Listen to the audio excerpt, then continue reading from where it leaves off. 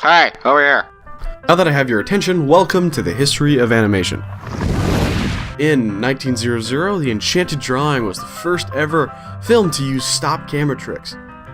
In layman's terms, all that means is stopping the camera, then starting again after you've already done a bunch of stuff.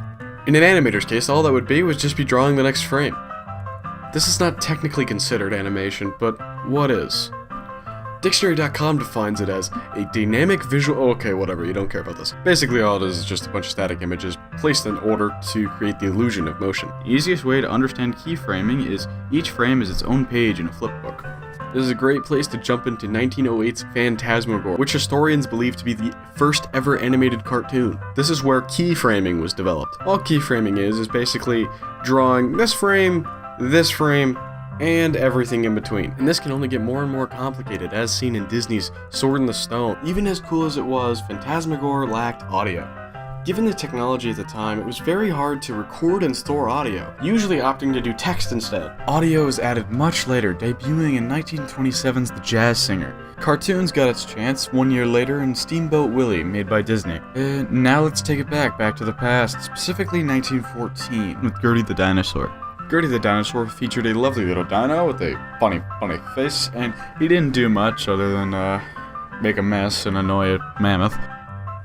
Even though I love the cartoon, I feel a bit bad for Winsor McCay, because he drew each and every frame in its entirety, which means every rock, tree, and mammoth had to be redrawn every frame. And he did all of this 1 week prior to the development of cell animation. A cell, short for celluloid, is a transparent sheet on which objects are drawn or painted on for traditional hand-drawn animation. Simplifying the process, making it so that you don't have to redraw everything in the frame every time motion occurs. The next big leap wouldn't come until 1921's Out of the Inkwell series by Max Fleischer, which featured a clown named Coco. He was special because clowns are people too. Just kidding. They're not. But anyways, he was the first ever rotoscoped character in an animated film. Rotoscoping, well at least the old school kind, was characters that were modeled after real-life actors, essentially tracing over live-action footage to create realistic-looking characters, which produced results, I guess. In 1937, the Disney Corporation released Snow White and the Seven Dwarfs, often credited as the first ever animated film.